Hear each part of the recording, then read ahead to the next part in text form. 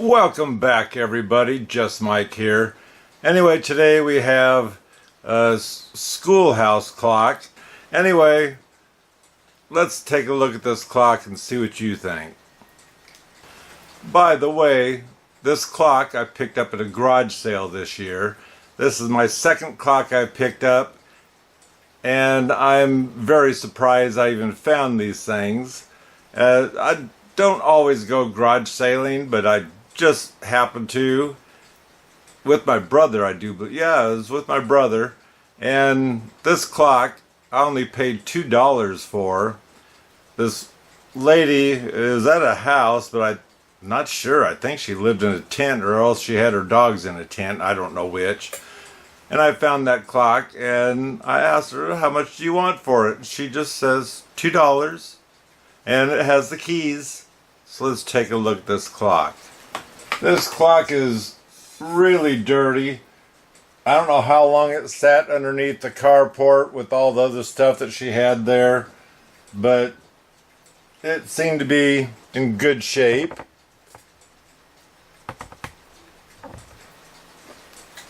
This here has a catch for the door here, and you can see how they put this these pieces together. This here's a little wiggly. The glass is starting to fall out. It's missing one of its little arms or wires, whatever you want to call it.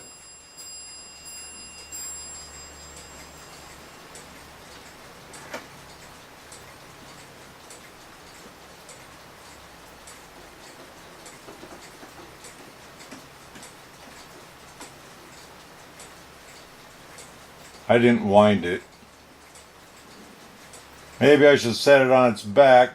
Go ahead and wind it before this glass falls out. Let's open this door.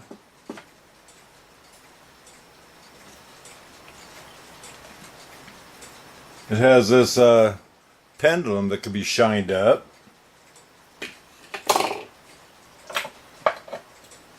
Here's one larger key.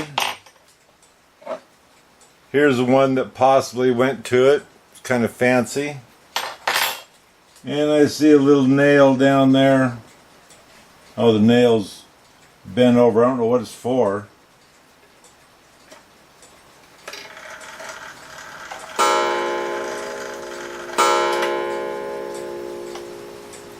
So let's take a look at this clock a little bit better. Maybe start taking it apart. This clock does have wires here that are in here to hold the glass in, and this brass frame is really bent up because this glass has been falling out for quite a while, I think.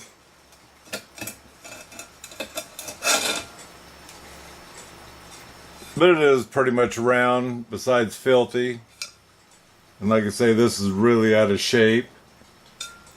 Let me go ahead and take the hands off, and actually I can take this dial off with these let's see, it's got screw, and then the two there, and that way this here can be taken care of without any more damage to it. So taking this apart, I noticed these two screws here and here, and I took the one out of the hinge. There's one more left, but it looks like you can see where it was connected. It comes right out separate from the actual glass part with the brass.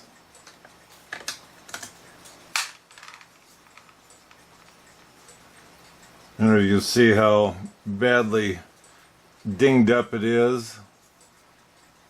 Not saying I can fix that, but then once the glass is back into place and maybe bent up a little bit more to have it fit down into its where the ring is, it might end up being a strong clock again. And of course I'll get some wire and do the same thing, solder that on there so it'll hold the glass in once I have this cleaned.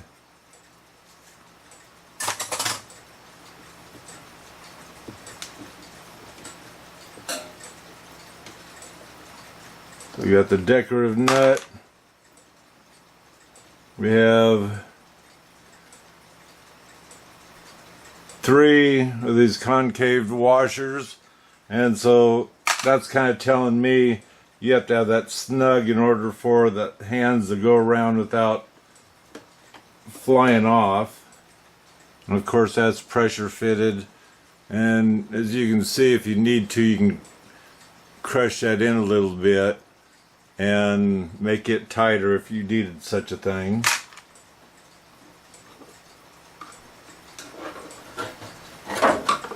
And I almost can't believe that just sits in there. It looks like it was soldered in there.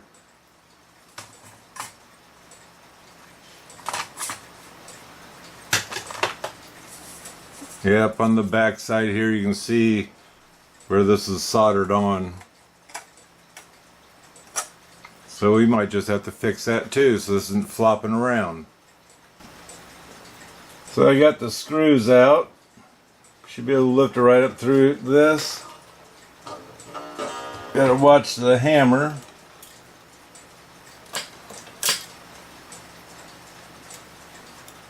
And so here's the wire I was able to trigger. Comes up here and it pulls this up out. So that way it can do its gong action. It's very dirty. There's no, that I can see of, no numbers on here. The springs have been wound, but like I say, they're kind of, this whole thing is kind of dirty.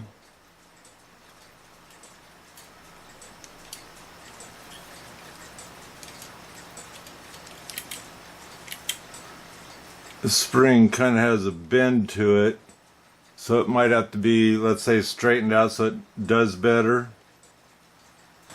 Yeah, it's dirty because I have to actually really push on this gear here to, well, there it's maybe going to go. But just the same, this needs to be cleaned. So let's set it on the table and take a few of these things off. But first we're going to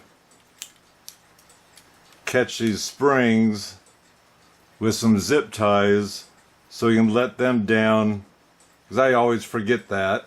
And before I do that even, I'm going to take some pictures of the front of the clock and the back of the clock. And because the nuts are up here, let's see, this has only got 4, surprisingly. The American ones or whatever, I think they usually have a nut here too. But anyway, we'll take pictures with the, where the nuts are, with this setting upward, so that way when you take pictures on the side, all the way around you're taking pictures. And also taking special note, you got fine wires here that are a spring. See where those are hooked up to, and they go to these levers here. Here's a wire to the gong. Take a picture of that too. And when I say take a picture of it, make sure to get close, that you're specifically taking a picture of these wires, not necessarily the movement. But you want, the reason why you're taking pictures of these gears is because we're going to take the top off, but there's a chance the gears are going to fall out.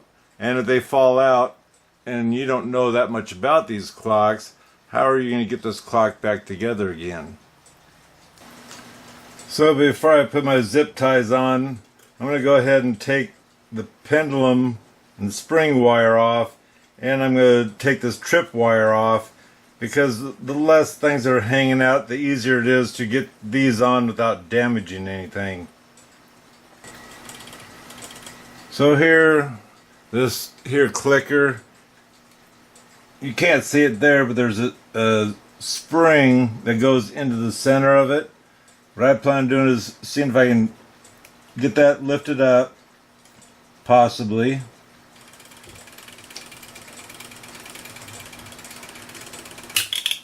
There we go. Oh, no, I missed it.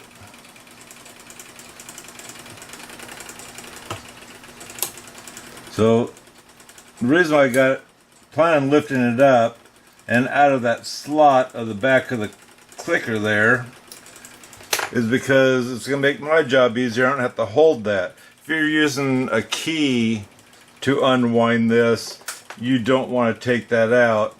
What you're going to do is you're going to start to wind it up, move the clicker out of the way, and only turn the key just as far as you can hold, then release that, so that way this key doesn't, let's say, take off and beat the heck out of your fingers. Trust me, it's happened to me back before I got these things, because I thought I could go just a little bit further, and I shouldn't have. So I start to wind it. Now it's released, and I can start letting it down onto the zip tie. So it's all down in the zip tie, and I'll do the same on here.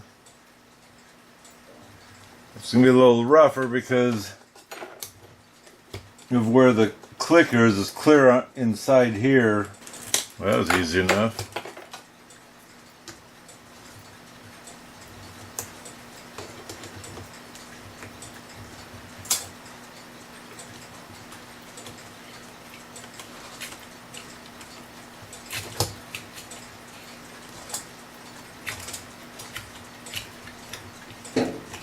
And that's off. Now I can go ahead and take these other things off in order to get ready to take the clock apart.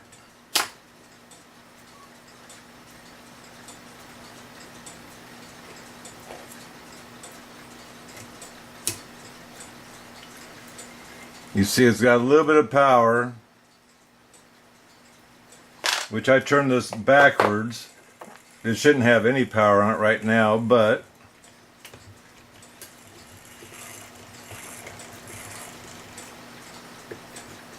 there, that has no power. And this here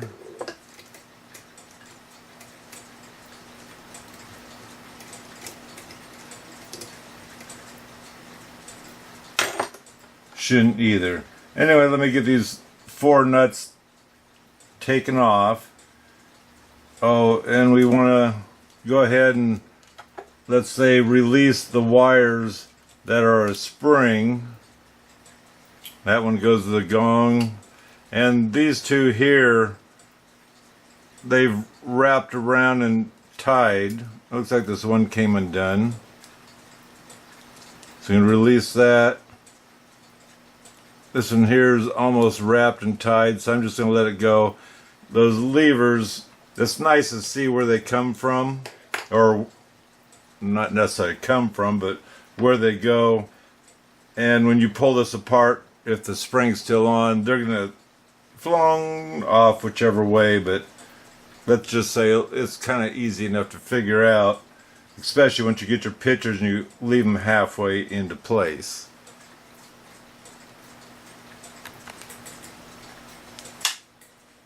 Let's see about taking this thing apart. Obviously this gear is going to come up. That's the only way around it there.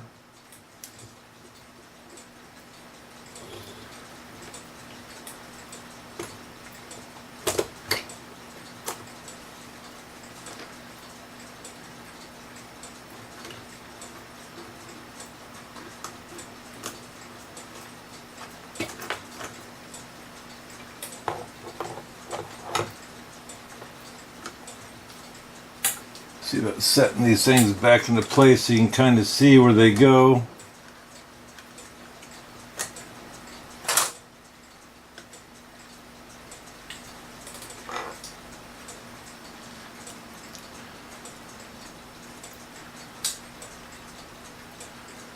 They're very dirty.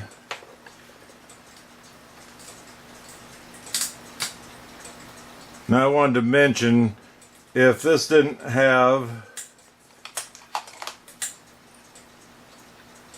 a crutch and you had to order one, you're going to have to count the teeth to this, and it also helps to know the name of the clock, which is right there. and then you can order one. But remember, when you get it, this here might fit several different brands of clocks, and so you're gonna have to do some tweaking, bending, whatever to get it to fit for your clock. So here it's got the, you see it's awful wobbly or whatever. I don't think that's too important. This here, you pull it out of the hole, this little horseshoe clip.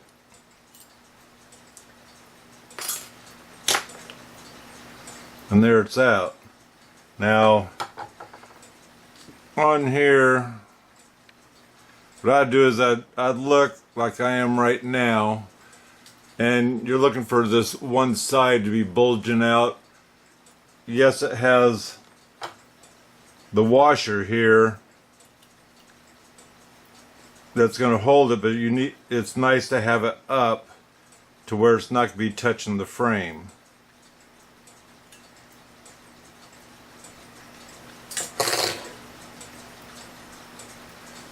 And this thing's so filthy, it's not going to bother me to leave it in the cleaner for a long time if I want to, and I can polish this thing up afterwards.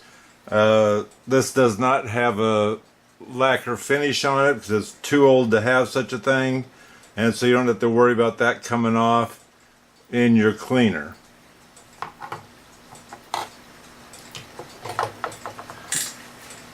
So our levers, well, let me just take a quick picture of this, show you on the camera what this looks like, then we can go from there.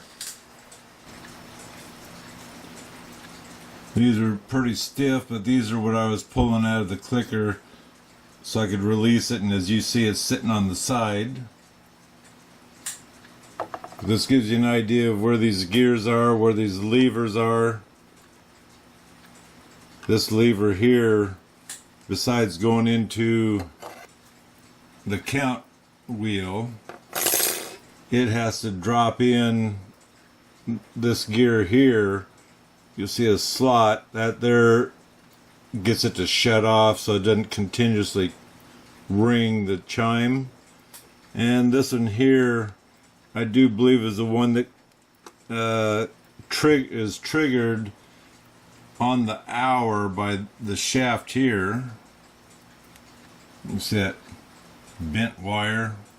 I think it's supposed to be straight up and down, but that there's is what it's triggered by. When it triggers this one, this here normally lifts this one up, and a warning pin will run and catch it, and then when it's ready to start gonging, that lever will pass this bar and drop. When it drops this, and it starts running the time.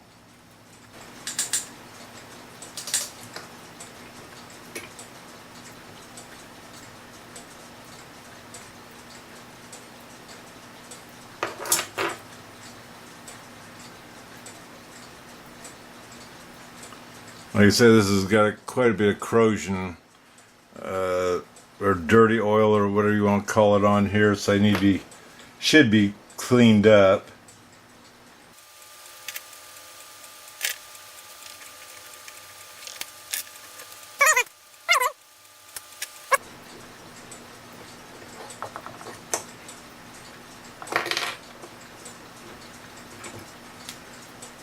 So there's the warning pin.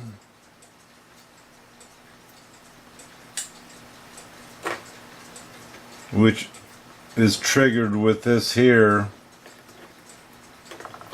Get it off there because this is the one that didn't untie.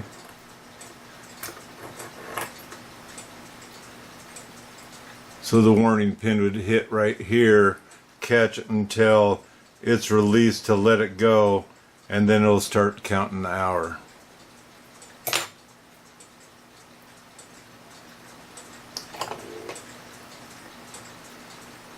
And this is where I was talking about, it needs to drop into here to shut the alarm off. So when you're putting this together, you just try to aim all these things in order to have the clock, let's call it stopped, and then you'll be so close to having this done right. And as you can see, this here's pretty much the last one that's coming out. It'll be coming across here, triggering, lifting it up, and that's what caused that other one to have the warning pin move. Then as soon as this falls down, that's when the clock can start gonging the hour.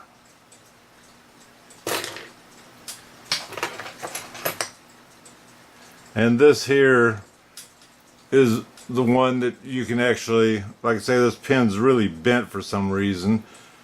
Normally I'm going to say don't rebend these. This one's actually loose is why it's bent.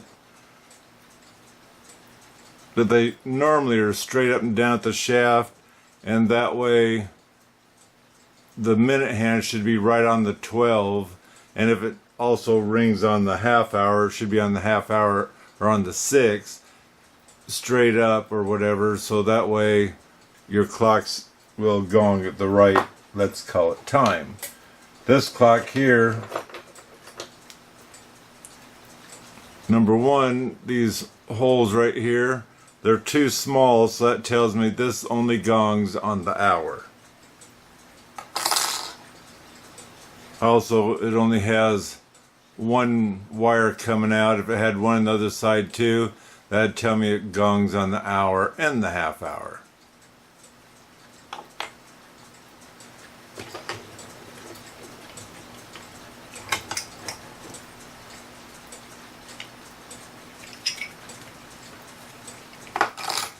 Like I said, keep these together, the spring with the gear,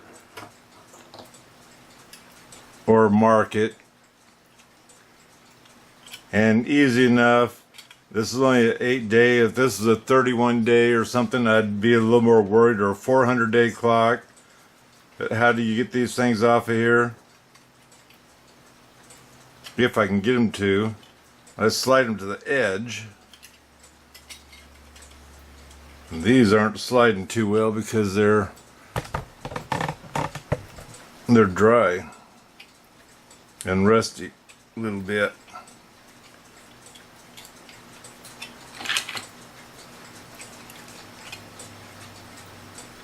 Just bring it to the edge. Once you're close enough to the edge, you can pull it off, what I consider safely. What I'm going to do is this loop here, I'm going to hold on to it. And I'm holding on to the gear too, but mainly this loop here. The gear is not as important. Then you can pull this off.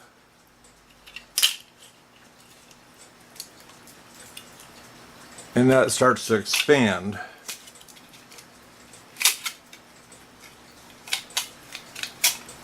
See, the gear does turn around also. So that's why it's nice if you can get that off of there. Or, especially if you got office hands, wear gloves.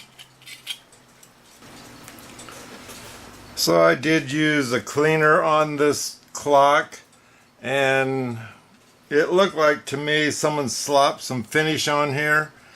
Now it could be original, but it was kind of nasty looking, and so I took the edge of the screwdriver flat part, because it was all humped and everything else. I gave it a light scrape, and also it was already starting to lift off of here, and so I was just trying to clean it the best I could. And what I plan on doing is using some of this denatured alcohol, so I can give this a refinish, and this here takes the finish off slower. But I do plan using the green scratchy pad to get it off. Normally I'll use a 3/0 steel wool, and of course I'll be using that also if this doesn't work out as well. So to get your springs rewound, of course get it hooked on here, and the way I do it is I'll put it back in here, and wind it so that I can get the zip tie back on.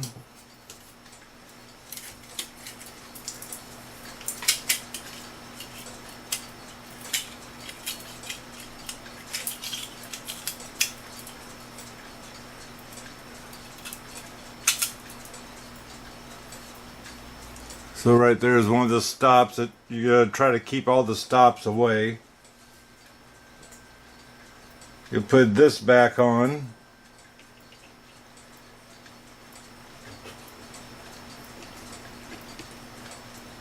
And go ahead and get your nuts back in.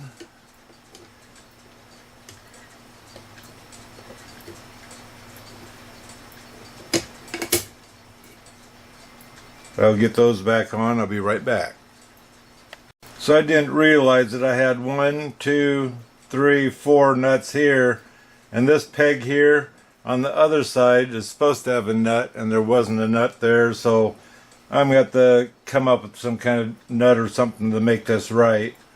Anyway, I'm going to go ahead and get my clicker put back together again. If this doesn't catch, normally you can put a screwdriver in here where the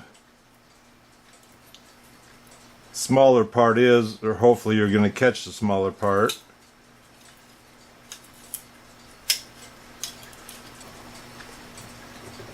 So now you're going to start trying to wind this, and this screwdriver here is going to be so you can insert it in there to hold this into place.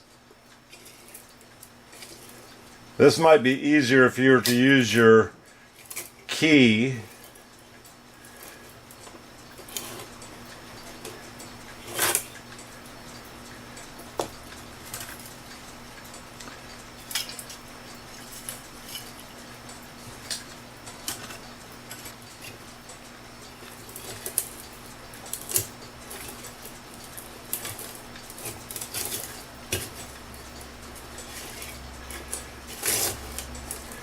You got to be careful because this key can take off on you.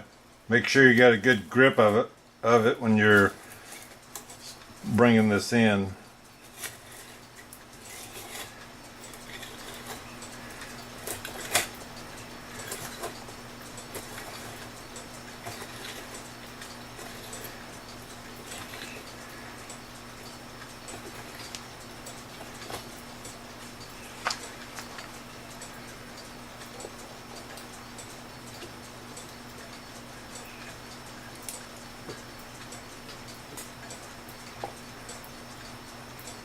So now you get your zip tie on there.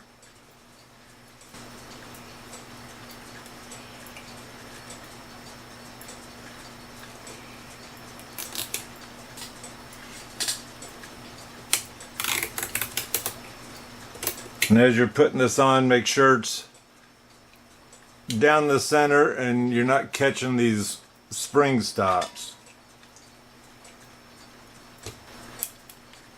There, we got it all snugged up in there.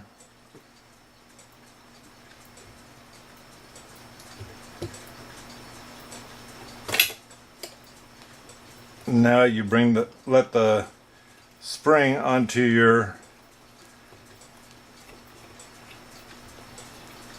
zip tie.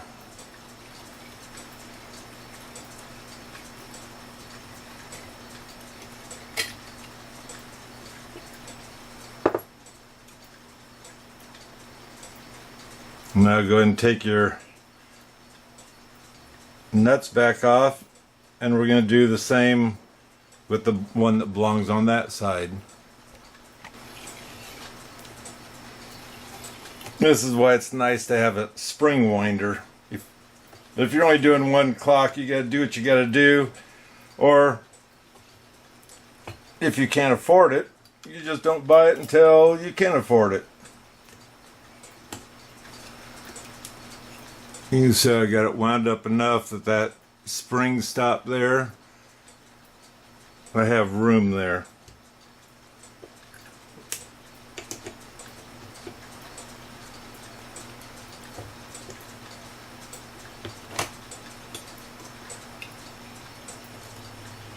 Let it down onto the zip tie.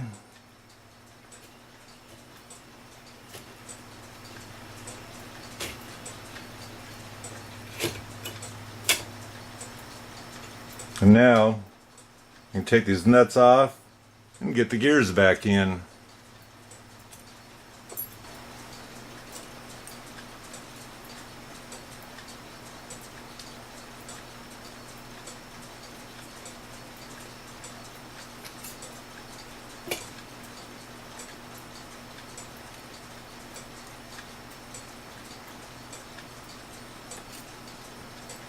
There's a little hole there for the end of this to go into.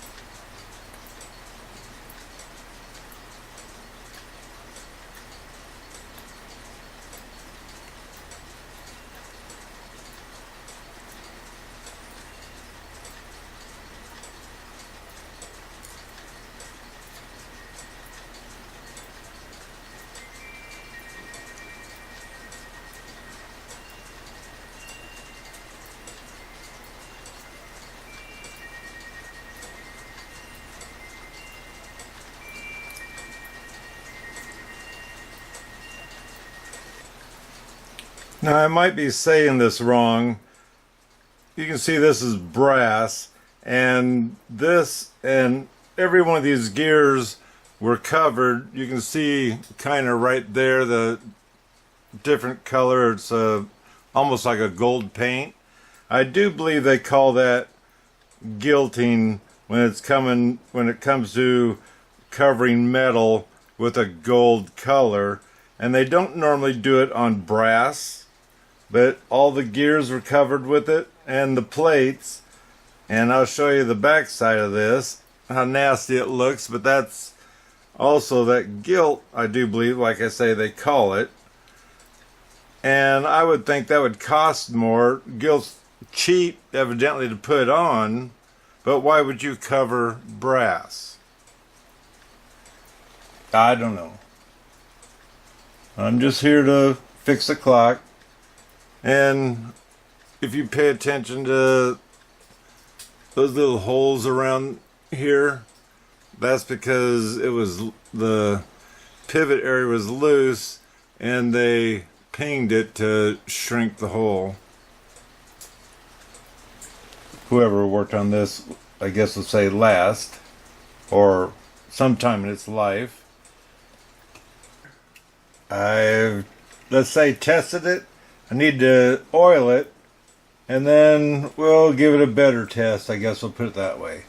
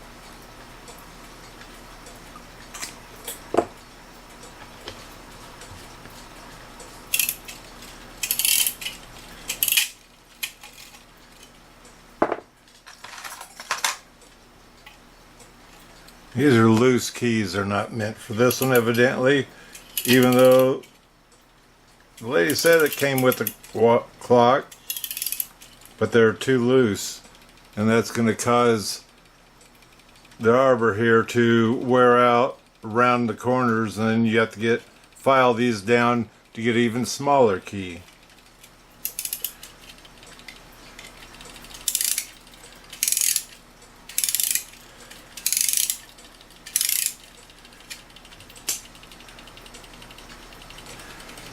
I've talked already about this being crooked.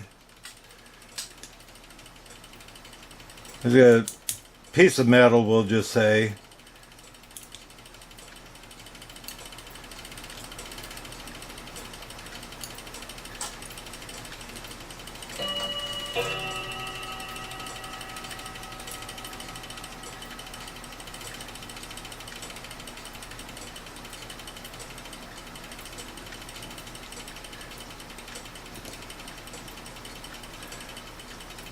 I don't know if it's any better, but normally they straighten right up. I'm not going to put this on until I have the movement in the clock box, then we'll test her out. So this is the box now. I took and cleaned this up the best I could, and then I gave it a stain. And I also repainted these.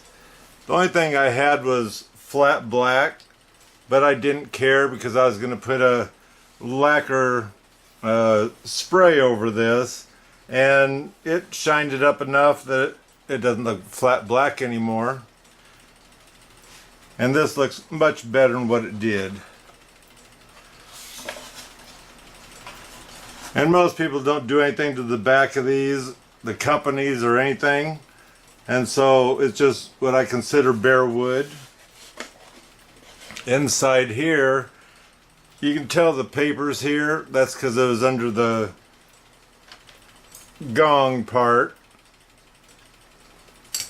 and so I deliberately left that there, even though it says nothing. But the Japanese clocks normally have a full paper in here that talks about the clock, I guess.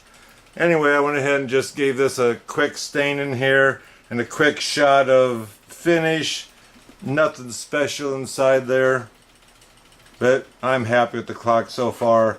So anyway, let me get the movement in here and see just what it's going to do. Oh, I can't do that yet. I got to take my zip ties off. I'd begin to wonder why it would only run for a day.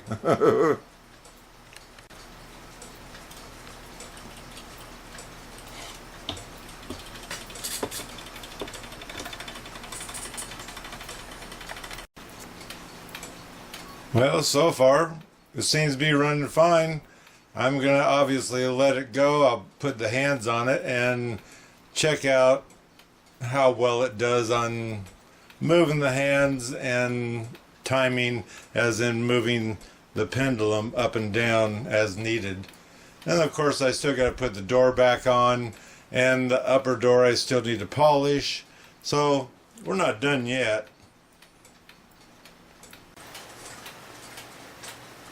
Not the best. I got that one soldered on to help hold the glass in. I also soldered these on carefully. No, I didn't clean it up. I just used what I had left of this illegal stuff that are illegal to sell anymore here in Washington State. That's some good stuff if you can still get it for soldering copper piping together. But I've shined this up. It looks a lot better now. And I also shine this one up.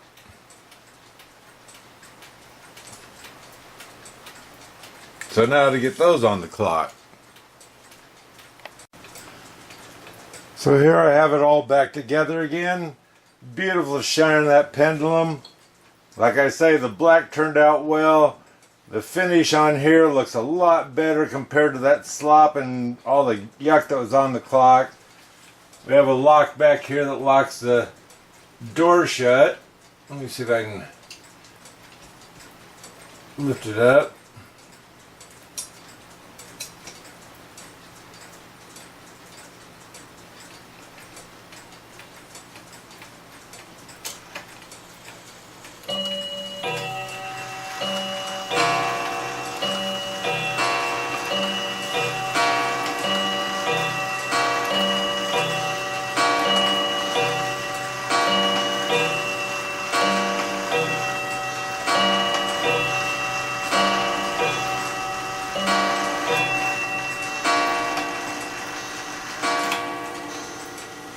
Sorry, the clock up there started going.